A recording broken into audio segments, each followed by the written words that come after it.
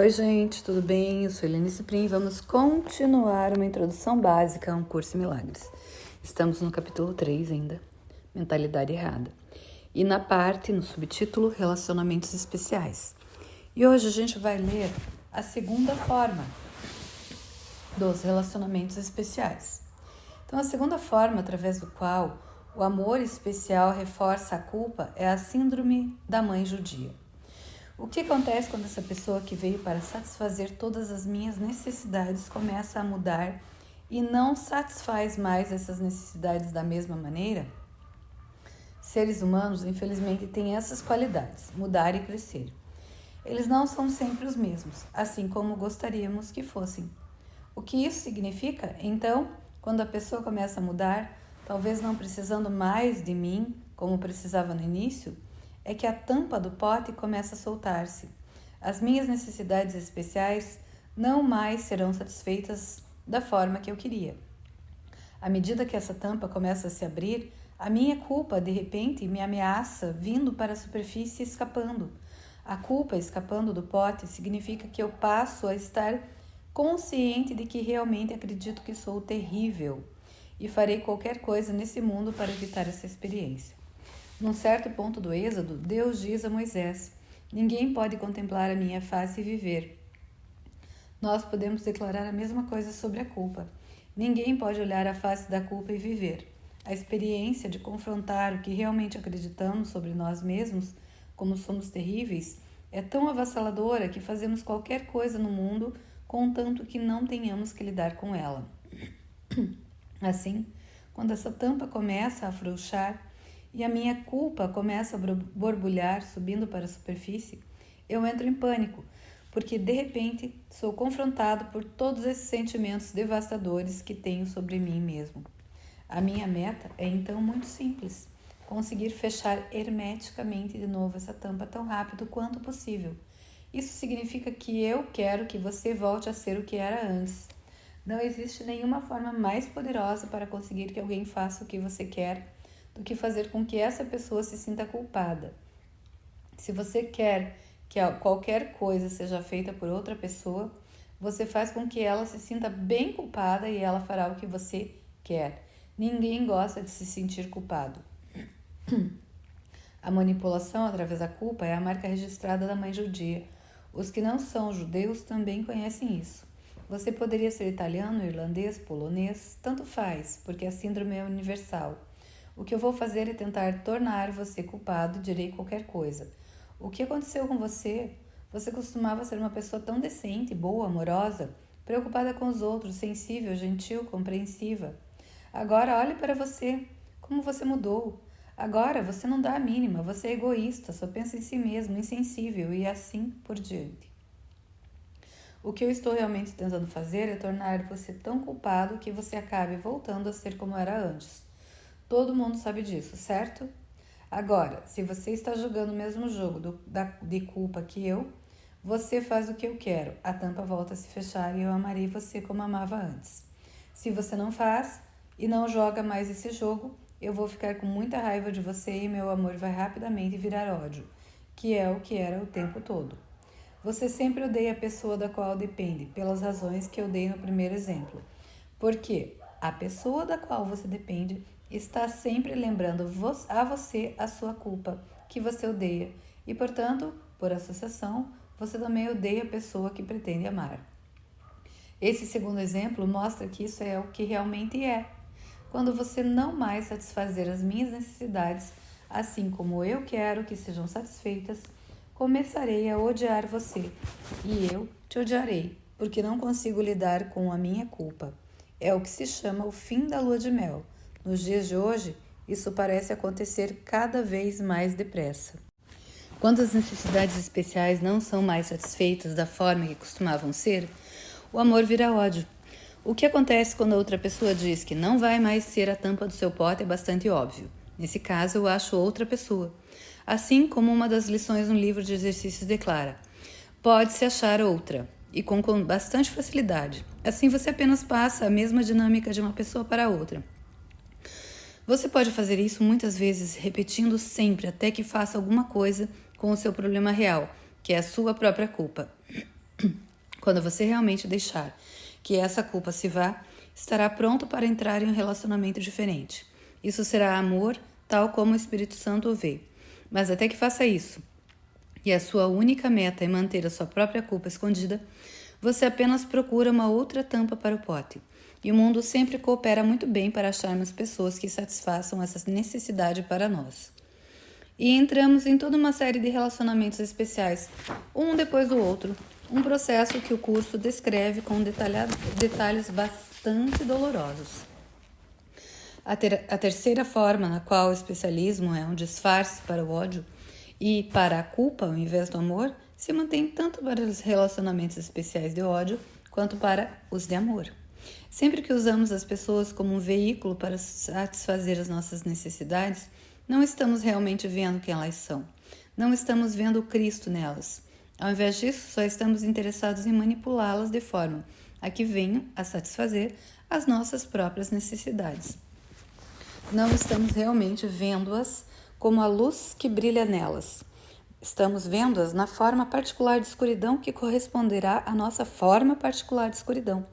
E sempre que usamos ou manipulamos qualquer um para preencher as nossas necessidades, estamos realmente atacando-o, porque estamos atacando a sua verdadeira identidade como Cristo, vendo-o como um ego que reforça o ego em nós mesmos.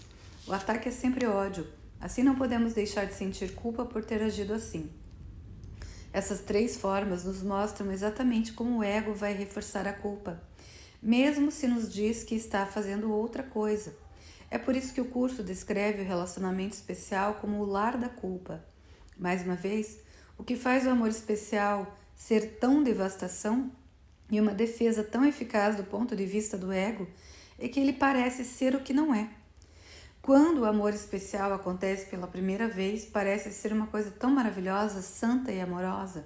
Todavia, como pode mudar rapidamente se não formos capazes de ir além do que parece existir para confrontarmos com o problema básico, que é a nossa culpa? Há um subtítulo importante no texto que se chama Os Dois Retratos. Descreve a diferença entre o retrato do ego e o retrato do Espírito Santo. O retrato do ego é o amor especial e retrata a culpa, o sofrimento e, em última instância, a morte. Esse não é o retrato que o ego quer que vejamos, porque, repetindo, se realmente soubéssemos o que ele pretende, não prestaríamos nenhuma atenção a ele. Assim, o ego coloca o seu retrato numa moldura muito bonita e cheia de enfeites que cintila com diamantes e rubis e todos os tipos de gemas sofisticadas. Nós somos seduzidos pela moldura ou pelos bons sentimentos aparentes que o especialismo vai nos dar e não reconhecemos a dádiva real da culpa e da morte. Só quando nos aproximamos da moldura e realmente olhamos para ela, podemos ver que os diamantes são realmente lágrimas e os rubis gotas de sangue. O ego, de fato, é apenas isso. Essa é uma parte muito poderosa do texto. Por outro lado, o retrato do Espírito Santo é muito diferente. A moldura do Espírito Santo tem uma folga, e ela dá espaço para que possamos ver a dádiva real, que é o amor de Deus. Há uma outra qualidade que é muito importante e sempre uma indicação indubitável para percebermos se estamos envolvidos em um relacionamento especial ou em um relacionamento santo. Sempre podemos notar isso pela nossa atitude para com as outras pessoas.